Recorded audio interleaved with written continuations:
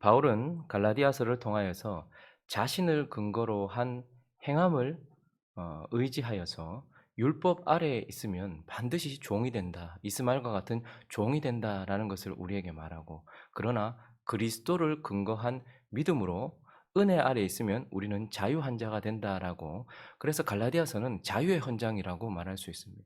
우리가 그리스도를 근거로 하여 그분을 믿는 믿음으로 은혜 아래 있을 때에만 우리가 자유하다라고 말하면서, 사장의 결론은 너와 내가, 갈라디아 성도들과 저와 여러분이, 그러나 우리는 이삭과 같이, 이스마엘과 같은 종된 자가 아니라 이삭과 같이 자유한 자다라고 말씀하고 있고, 5장은 그러므로 우리가 진정한 자유를 가지고 있다라고 말씀했어요. 그래서 우리가 가지고 있는 자유에 대해서 우리가 말씀을 놓고서 살펴보았죠. 그러면서 결론은 무엇이었습니까? 우리에게 자유를 주셨다라는 것과 우리가 자유를 가지고 있다라는 것과, 또 한편 그 자유를 누리기 위하여서 우리에게 뭘 주셨다라는 결론이 나왔습니까? 성령을 주셨다라는 거예요. 갈라디아서 5장 25절은 이렇게 마무리했습니다. 우리에게 자유를 주셨다. 그 자유를 위하여 성령을 주셨다. 그러므로 자 읽습니다. 시작. 만일 우리가 성령으로 살면 또한 성령으로 행할지니. 그러니 결론은 무엇이었습니까? 너희에게 자유가 있다. 그래서 너에게 성령을 주셨다. 그러므로 너희는 성령으로 행하라라고 말씀하고 있는 것입니다. 오늘은 그 자유를 위하여 주신 성령에 대하여서 몇 가지 교훈을, 성령으로 행하는 삶에 대하여 몇 가지 특성들을 살펴보려고 합니다. 그 첫 번째, 성령으로 행한다라는 것은 속사람을 추구하는 것입니다. 속사람을 추구하는 것. 하나님이 없는 인생들, 그리고 심지어는 하나님이 있다라고 예수를 믿는다라고 하는 인생들에게까지도 나타나는 현상은 무엇이냐면, 온통 이 땅의 것과 외적인 것, 이러한 것들에게만 관심이 있습니다. 오직 외적인 것들, 그리고 겉사람에 관한 노력, 이것만 하고 있다라는 것입니다. 그래서요, 여러분 건강 채널 한번 보십시오. 사람들이 얼마나 많이 시청하는지요. 우리의 육신적 건강, 육신의 강건을 위하여서 얼마나 많은 관심을 보이고 있는지. 그리고요, 외적인 아름다움, 우리 이 썩어질 육체, 나중에 하나님께서 새로운 몸으로 주실 것인데, 우리는 지금 이 외적인 아름다움에 얼마나 많은 관심을 가지고 있는지, 온통 거기에만 관심을 가지고 있는 것이죠. 그리고 외적인 소유, 이런 것들에만 관심을 가지고 있습니다. 그러나 성령으로 행한다라는 것은 외적인 것, 겉사람을 추구하는 것이 아니고 우리 속에 새 생명으로 거듭난 속사람을 추구하는 것이다라고 말하고 있어요. 5장 16절과 17절은 내가 이르노니 너희는 성령을 따라 행하라. 그리하면 육체의 욕심을 이루지 아니하리라. 17절 같이 있습니다. 시작. 육체의 소욕은 성령을 거스르고 성령은 육체를 거스르나니 이둘이 서로 대적하므로 너희가 원하는 것을 하지 못하게 하려 함이니라. 육체의 건강을 위해서 우리는 어떻게 합니까? 반대급부를 사용하여서 끊임없이 몸을 단련시킵니다. 무거운 것들, 중력을 거슬러서 계속 들어 올림으로써 근력을 키우고, 달림으로써 근력을 키우고, 우리 몸의 건강을 위하여서 하듯이 육적인 소욕과 함께 성령을 쫓아 싸움으로써 속사람의 근력을 키우라는 거예요. 속사람의 근력이 있어야 된다는 거예요.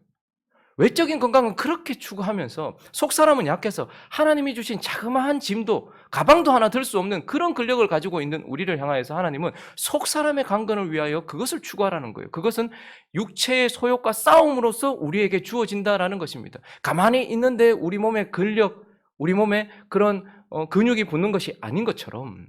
그래서 아이들이 처음에는 중력에 의해서 누워있기만 해요. 뒤집지도 잘 못해요. 그런데 그걸 거슬러서 계속해서 움직이면서 어떻게 됩니까? 앉고 서고 걷고 달리고 하는 것처럼 속사람을 그렇게 강건하게 하는데 힘을 추구해라 라고 말씀하고 있습니다. 그리고 22절과 23절은 무엇을 얘기하고 있습니까? 5장 22절과 23절은 오직 성령의 열매는 사랑과 일합과 화평과 오래 참음과 자비와 양선과 충성과 온유와 절제니 이 같은 것을 금지할 법이 없느니라. 이것은 겉사람의 아름다움을 추구하는 것이 아닙니다. 겉사람은 화장으로 가리고 몸매를 가꿈으로써 옷으로 보정함으로써 그렇게 겉사람의 아름다움을 추구하는 것이 아니라 우리 안에 보이진 않지만 반드시 드러나는 속사람의 아름다움을 추구하라는 거예요. 성령으로 행한다라는 것은 속사람의 근력을 키우며 속사람을 강건케 하고 속사람을 아름답게 하는 것, 그것이 바로 성령을 추구하는 삶의 한 부분이다라고 우리에게 말씀해 주고 있습니다. 그리고 두 번째, 성령으로 행하는 것, 그러한 삶의 특징 두 번째는 바로 반드시 드러난다는 거예요. 삶 속에서 드러난다라는 거예요. 우리가 오해하는 것 중에 하나는 영적인 삶, 속사람을 추구하는 삶은, 즉 성화는 하나님 앞에서만 사는 건 줄 알아요. 하나님 앞에서만, 교회에서만 떨어져서 사는 삶인 줄만 알아요. 그리고 그것은 드러나지 않을 것처럼, 드러나지 않고 비밀스러운 것인 것처럼 생각을 합니다. 왜냐하면 성령을 따라 행하는 것이니까 보이지 않는 성령과 함께 보이지 않는 속사람을 보이지 않는 하나님 앞에 살아가니까 이러한 성화라는 것은 하나님 앞에서만 사는 삶이고 겉으로는 드러나지 않을 것처럼 그렇게 오해를 한단 말입니다. 그러나 성경은 분명하게 우리에게 우리의 속사람을 추구하는 성화는 반드시 드러나는데 특별히 어디에서 드러날까요? 사람을 대하는 그 관계 속에서, 우리의 삶 속에서 사람을 어떻게 대하는가 하는 모습 속에서 드러나요. 그래서 바울은 다른 서신서에서도 성령으로 충만하라라고 말하고 나서 어떻게 합니까? 관계를 얘기합니다. 종과 주인의 관계, 어미와 아비의 관계, 뭐 이런 식으로 관계 속에서 우리의 속사람이 어떻게 성장하고 성숙했는지를 드러낸다라는 거예요. 오늘 본문도 읽었던 26절을 읽어볼까요? 사람의 관계 속에서 드러나는 이 성화의 모습, 26절에 있습니다. 시작. 헛된 영광을 구하여 서로 노엽게 하거나 서로 투기하지 말자. 서로라는 말 자체가 관계를 말하는 것이죠. 그런데 뭐라고 말합니까? 헛된 영광을 구하여 다른 사람을 노엽게 하거나 그리고 다른 사람을 투기하지 말아라. 이 말은 무엇입니까? 관계 속에서 저걸 원어를 좀 살려서 더 쉽게 이해하도록 번역을 한다면 자기 자신이 우월하다 생각하여 다른 이들을 무시하지 말고 다른 이들이 우월하다 하여서 자기 자신이 시기하지 말라 이런 뜻입니다. 그러니 사람을 대할 때 어떻게 돼요? 우리는 보통 우월감으로 저 사람을 낮추거나 혹은 열등감으로 자기 자신을 낮추어서 다른 사람을 시기한단 말입니다. 그러니 늘 세상이 가르쳐주는 대로 우리는 경쟁하듯 사람을 대한단 말이죠. 그래서 내가 저 사람보다 조금 나은 것이 있으면 자기 자신을 높게 여겨서 우월감으로 다른 사람을 무시하면서 살아요. 또 어떤 사람들은 다른 사람이 나보다 낫다라는 생각을 하게 되면 거기에 대하여 열등감을 느껴서 시기하는 마음으로 살아간다는 말이죠. 그런데 성령으로 충만한 사람은 이러한 관계 속에서 사람을 우월감으로 대하지도 않고 열등감으로 대하지도 않으며 가치 있는 한 사람으로서 자기 자신도 거기에 포함됩니다. 다른 사람도 하나님 앞에 단 하나밖에 없는 가치 있는 존재요. 나 자신도 나 스스로가 나 자신을 함부로 할 수 없는 하나님 앞에 가치 있는 존재라 우리 모두를 다 하나님 앞에 서 있는 자로 그렇게 대한다라는 것입니다. 그러면서 6장은 특별히 몇 가지 예를 통하여서 사람을 대할 때에 우리의 성령으로 행하는 삶, 이러한 하나님 앞에서의 성화의 모습이 겉으로 드러나는데 첫 번째는 어떤 또 예를 들고 있냐면 1절을 한번 읽어볼까요? 1절에 있습니다. 시작. 형제들아 사람이 만일 무슨 범죄한 일이 드러나거든 신령한 너희는 온유한 심령으로 그러한 자를 바로잡고 너 자신을 살펴보아 너도 시험을 받을까 두려워하라. 한 가지 이제 사람을 대할 때 모든 사람을 소중하게 생각하는 가치로 대할 때 특별히 범죄한 사람을 대할 때의 모습을 이게 예로 들고 있는 것입니다. 어떤 사람이 범죄했어요. 그러면 우리는 보통 어떻게 합니까?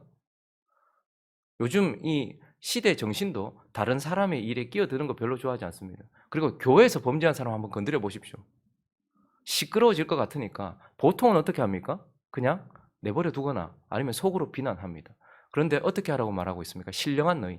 이건 신령하다라는 말은 뭐죠? 뭐 은사가 있고 이런 것이 아니고 성령을 받아 성령의 통제를 받는 너희는 그러한 자를 바로잡고라고 말하고 있습니다. 여기서 바로잡고라는 단어는 어긋난 뼈를 맞춘다라는 의미입니다. 그러니 뼈가 어긋난 것을 그냥 내버려 두지 않고 바로잡는 것처럼 범죄한 사람이 있으면 어떻게 해야 된다는 거예요. 성령으로 행하는 너희는 그를 뼈를 바로 맞추듯 바로잡아 주라라고 말하고 있어요. 그냥 내버려 두는 것이 아닙니다. 함께 하는 것입니다. 사람과 함께 하기 위하여서 애를 쓰는 모습이죠. 그러나 그냥 바로잡는 것이 아니고 신령한 너희는 어떤 심령으로요? 온유한 심령으로. 뼈를 바로잡는 것은 아픈 일이지만 그러나 그것을 만지는 손은 온유한 심령으로 그 사람을 바로 대해주라는 거예요. 자녀가 범죄했습니까? 내 부모가 범죄했습니까? 나의 배우자가 범죄했습니까? 나의 형제가 범죄했습니까? 내버려 두지 말고 함께 가야 된다는 거예요. 그래서 어떻게 하라는 거예요? 온유한 심령으로 바로잡아주면서 그 형제와 함께 가기 위하여 애쓰라는 거예요. 그래서 2절은 이렇게 말하고 있습니다. 그것을 너희가 어떻게 하라고요? 짐을 서로 지라. 그러니 성령으로 행하는 사람은 관계 속에서 그 사람의 성숙이 드러나는데 사람을 똑같이 가치 있게 여기면서 특별히 범죄한 사람이라도 그와 함께 가기 위하여서 그의 짐을 대신 져주는 거예요. 함께 져주는 거예요. 바로 잡아주는 거예요. 그러므로 함께함으로 함께하는 모습으로 그 사람의 성화가 드러난다라는 것이죠. 그런데 또 거기만 그치지 않고 4절을 보시면 각각 자기의 일을 살피라. 그리하면 자랑할 것이 자기에게는 있어도 남에게는 있지 않. 그러니까 범죄한 사람을 보면서 바로잡아주기, 함께 가기 위해서 바로잡아주는 거예요. 거슬려서 바로잡는 것이 아니고 저 어긋났네 확 그냥 이렇게 하는 것이 아니라 함께 가기 위해서 바로잡아주는 거예요. 그런데 그걸 바로잡아주면서 자기도 살펴보는 거예요. 나도 그럴 수 있으니까 자기도 살펴보면서 5절에 있습니다. 시작. 각각 자기의 짐을 질 거예요. 자기를 살피면서 자기가 져야 되는 짐을 지라고 말해요. 위에서는 서로 짐을 지라라고 말하고 아래에서는 각각 짐을 지라. 이거 지금 뭐 이율배반적인 이야기입니까? 그것이 아니라 저기 짐으로 번역된 단어가 지금 우리나라 말로는 똑같이 짐으로 번역되는데 위에 서로 짐을 지라 하는 것은 혼자 질 수 없는 무거운 짐을 뜻하는 단어입니다. 그런데 각각 짐을 지라는 것은 홀로 들 수 있는 배낭과 같은 짐을 말하는 거예요. 그러니까 함께 하기 위해서 어떻게 하는 거예요? 범죄한 자는 홀로 걸어갈 수 없어요. 그래서 온유한 심정으로 그를 바로잡아주면서 그와 함께 가기를 애쓰고 그러면서 나도 저렇게 범죄할 수 있으니 그들과 함께 가기 위하여서 내가 범죄하지 않기 위하여 내 짐을 내가 지는 거예요. 함께 가기 위해서 내가 져야 될 짐은 내가 지고 함께 가기 위해서 저 사람의 무거운 짐을 함께 지면서 같이 걸어가주는, 그래서 성령 충만한 자는 옆에 사람들이 함께 있는 것입니다. 희한하게 교회 안에서 성령 충만하다, 성령으로 행한다, 저 사람 신령하다 하고 하면 이상하게 빠져 있어요. 그래서 하나님 앞에만 서 있는 것처럼 홀로 있고 다가가기 힘들고 그렇게 고고한 것처럼 그렇게 있습니다. 그러나 성령으로 충만한 자는 주변에 누가 있는 거예요? 예수 그리스도가 성령으로 충만했을 때 옆에 세리와 죄인들이 함께 있었던 것처럼, 창기들도 함께 있었던 것처럼 함께 가기 위해서 그 사람의 짐을 져주고 그 사람에게 피해를 주지 않기 위해 내가 져야 될 짐을 내가 지면서 함께 걸어가고 있는 모습으로 드러나야 된단 말입니다. 성령 충만은 바로 이렇게 드러나는 거예요. 다른 서신서에서 어떻게 합니까? 성령 충만하다면 주인은 이래야 된다. 성령 충만하다면, 성령으로 행한다면 종은 이러한 모습이어야 된다. 성령으로 충만하다면 아내는 이런 모습이어야 된다. 성령으로 충만하다면 남편이면 이런 모습이어야 된다. 이렇게 성령 충만하다면 부모로서는 이런 모습이어야 된다. 자녀로서는 이런 모습이어야 된다. 그러니 성령 충만하다는 것은 기도 많이 하고 방언하고 은사 중요하죠. 그건 성령의 은사입니다. 그러나 성령으로 행한다는 것은 겉으로 내 일상 속에서 드러난다라는 것이에요. 관계 속에서. 그리고 또 하나의 예를 들고 있는데 6절을 읽어볼까요? 읽습니다. 시작. 가르침을 받는 자는 말씀을 가르치는 자와 모든 좋은 것을 함께 하라. 목사들이 좋아하는 구절입니다. 말씀을 가르치는 자와 모든 좋은 것을 함께 하라. 교회는 하나님께서 서로 이렇게 짐을 지게 하시면서 특별히 사역자들은 사례를 받습니다. 보수를 받는 것이 아니고요. 월급을 받는 것이 아니라 사례라는 단어를 쓰고 있습니다. 그래서 성도들은 하나님께 헌금을 드립니다. 그리고 하나님께 드려진 그 헌금 가운데서 합의된 내용 가운데 사역자가 말씀에 전무할 수 있도록 교회는 사역자의 삶을 좀 책임지고 있죠. 그래서 서로 이렇게 되고 있죠. 자, 그런데 그런 원리가 있는데, 그런데 뭐라고 말하는가 하면 저건 단순히 목회자 잘 섬겨야 되는데 지금 그런 단순한 말이 아니고 가르침을 받는 자는 뭘 받았다는 말입니다. 신령한 하나님의 말씀과 그 영혼을 채워주는 뭔가를 받았단 말입니다. 그러면 받았으면 그것을 준 자와 어떻게 하라는 거예요? 자기가 가진 것으로 나누어라는 거예요. 이 말은 통로가 되어주라는 말입니다. 사역자는 그러면 자기가 가진 신령한 것을 나누고, 그러면 그 신령한 것을 받은 말씀을 배우는 자는 뭐 하는 거예요? 자기가 가진 육적인 것과 물질적인 것을 나누어서 서로 나누는 삶을 살라라는 거예요. 그래서 바울이요, 이방 교회의 사도로서 어떻게 합니까? 그렇게 헌금을 모아가지고 어디로 가지고 가려고 합니까? 가난한 예루살렘 교회로 가지고 가려고 해요. 그건 단순히 예루살렘 교회가 가난하니까 우리가 물질을 가지고 구제하기 위한 것이 아니었어. 이것은 우리 모두가 같은 예루살렘 교회든 이방인 교회든 한 형제로서 서로 나눈다라는 것을 증명하고 싶었던 거예요. 그래서 예루살렘 교회는 신령한 것을 이방 교회에 나눴습니다. 그 신령한 것을 받아든 이방 교회는 이제 뭐 하는 거예요? 자기가 가지고 있는 물질을 가지고서 예루살렘 교회에게 나누는 거예요. 그러니 성령으로 충만하다 하는 것은 자기가 가진 것을 나누는 자. 신령한 것을 받았느냐? 그러면 그 신령한 것을 준 자에게 위아래가 아니라 함께 나누어 삶을 사는 사람, 그러한 삶 속에서, 특별히 인간관계 속에서 이러한 모습으로, 그러니 성령 충만한 것은 관계 속에서 사람을 어떻게 대하는가와 함께 드러나는데, 함께 대함으로 그리고 나눔으로써 그렇게 드러나는 삶이다, 증명되는 삶이다라고 말하고 있습니다. 우리 교회는 성령으로 행하는 자들로 충만하기를 예수 그리스도의 이름으로 축원합니다. 그래서 우리 주변에는 죄인도 함께 있을 수 있는 교회. 그리고 많이 가진 자만 이름 드러나는 교회가 아니라 자기가 가진 것이면 김치가 있으면 김치를 나누는 거예요. 신령한 것이 있으면 신령한 걸 나누는 거예요. 그렇게 서로 나누면서 저 사람보다 내가 이게 아니라 함께 나누는 자. 그러한 교회가 되어야 된다는 것이고 성령으로 행하는 것은 이렇게 삶 속에서 드러난다는 것입니다. 그리고 또 하나 마지막으로 살펴볼 것은 성령으로 행한다는 삶은 심은 대로 거두는 것입니다. 우리가 또 오해하는 것 중에 하나는 성령으로 행한다, 성령 안에 행한다, 성령 안에서 성화되어져 간다. 이렇게 말하면 성령님이 하시는 일, 성령님만 하시는 일이라고 생각해요. 그래서 성령이 하셔야지 내가 뭐 성화되지. 이렇게 성령의 일로만 확 밀어버리는 경향이 있습니다. 또 하나는 성령이 하시니까 언제나 초자연적인 것으로만 생각을 해요. 성화는 초자연적인 것이다 라고만 생각을 해서 초기적적이고 이러한 좀 자연적인 것을 벗어나는 것만 생각을 하는 경향이 있습니다. 그리고 성령이 하시니까 어떠한 과정도 없는 것처럼 생각을 해요. 하나님이 하시는데 뭐 그냥 툭 하면 되는 것 아니냐라고 생각을 해요. 그러나 성령으로 행한다라는 것의 또 다른 특징 중에 하나는 내가 함께 한다라는 거예요. 성령은 성화는 성령이 계시지 않으면 성령께서 행하시지 않으면 안 됩니다. 그래서 100% 하나님의 일이기도 합니다. 그러나 희한한 것은 또 하나 100% 우리의 일이기도 합니다. 오늘 7절을 읽어볼까요? 7절 말씀 읽어주십시오. 시작. 스스로 사람이 무엇으로 심든지 그대로 사람이 주체가 되어서 심어야지 거둔다라고 말해요. 성화라는 것도 자동적으로 하나님이 성령께서 하시는 것이지.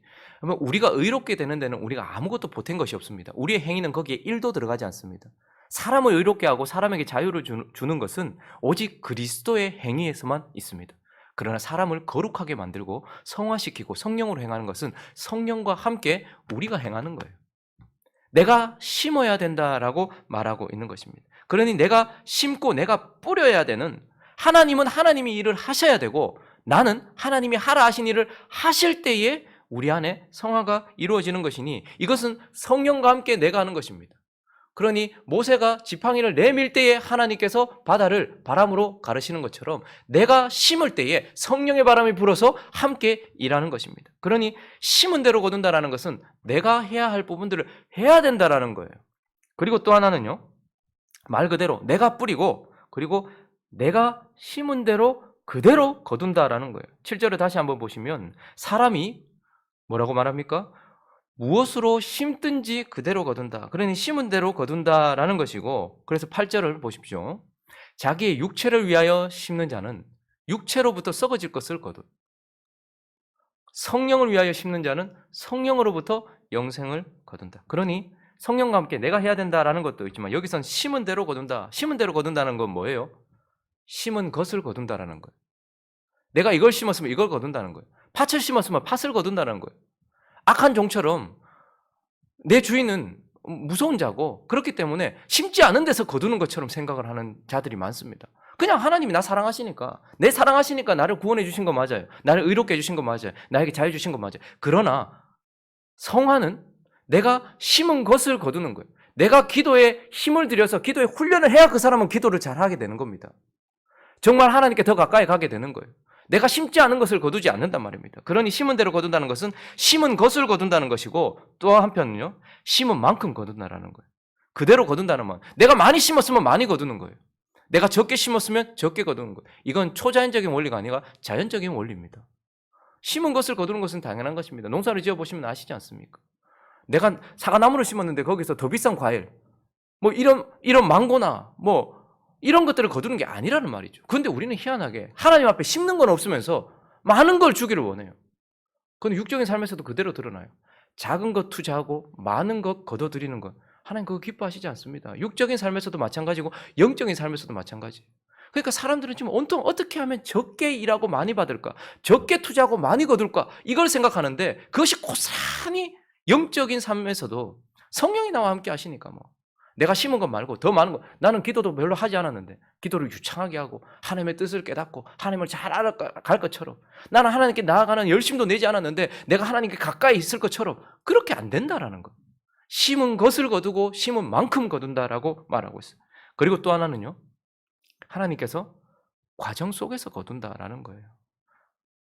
9절을 보십시오. 읽어볼까요? 시작. 우리가 선을 행하되 낙심하지 말지니 포기하지 아니하면 때가 이름에 거두리라. 언제 거둡니까? 때가 이름에 거두는 거예요. 심었는데 그 다음날 바로 싹이 납니까?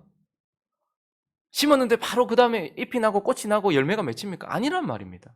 물을 주고 밭을 메고 햇볕을 받고 비바람 맞아가면서 그렇게 시간이 걸리는 거예요. 그러니 우리도 나 기도 하나님 앞에 나아갈 때마다 이상하게 특별하게 자꾸 나가려고요. 하나님은 우리에게 일상을 요구하시는데 자꾸 우리는 특별한 시간을 딱 구별해가지고 요때만 하나님께 나가지고 그때 확 안 나오. 나 40일 특별 작정했다.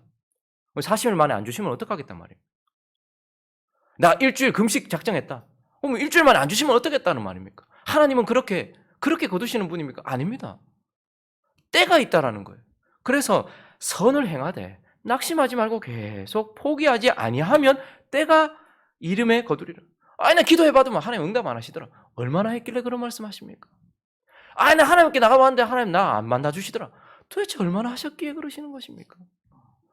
그런데 포기하지 말고 낙심치 않고 때가 될 때까지 있으면 하나님께서 더욱더 우리에게 익어지는 모습으로 더욱더 많은 것과 더 익어진 열매를 거두게 하시는 거예요. 그래서 성령으로 행할 때 우리에게 낙심하지 않는 것이 중요합니다. 포기하지 않는 것이 중요합니다. 그래서 어느 순간 아이가 포기하지 않고 뒤적뒤적거릴 때 뒤집게 되고 포기하지 않고 있을 때 어느 순간 가보니까 앉아 있어요. 포기하지 않을 때 걷게 되고 뛰게 되고 생각하게 되고 나에게 충고까지 하게 되는 것처럼 심은 대로 거둔다라는 것이 성령으로 행하는 삶의 또 다른 원리다라는 것을 우리에게 말해주고 있습니다. 말씀을 정리하겠습니다. 그리스도의 행하심으로 인하여서 오직 그리스도의 행하심만으로 인하여서 우리는 의롭게 되었고 자유를 얻었습니다. 그러나 이제 그리스도께서 보내신 성령과 내가 함께 행함으로써 우리는 성화되어져 가고 거룩해져 가고 익어져 가고 열매가 맺어져 가는 것입니다. 그러니 우리는 기억해야 합니다. 심은 대로 거둔다. 내가 심은 것을 거두고 심은 만큼 거두고 그리고 과정 속에서 거둔다라는 것을 기억하여서 성령과 함께 내 속사람을 강건케 하고 내 속사람을 아름답게 하는 삶으로 살아가는 저와 여러분 되시기를 예수 그리스도의 이름으로 축원합니다. 그리고 그 성화의 성숙이 내가 사람을 대하는 모습 속에서 내가 삶을 대하는 모습 속에서 아름답게 드러나서 나의 속사람의 성화를 통하여 하나님께 영광 올려드리는 저와 여러분 되시고 이번 한 주간 되시기를 예수 그리스도의 이름으로 축원합니다.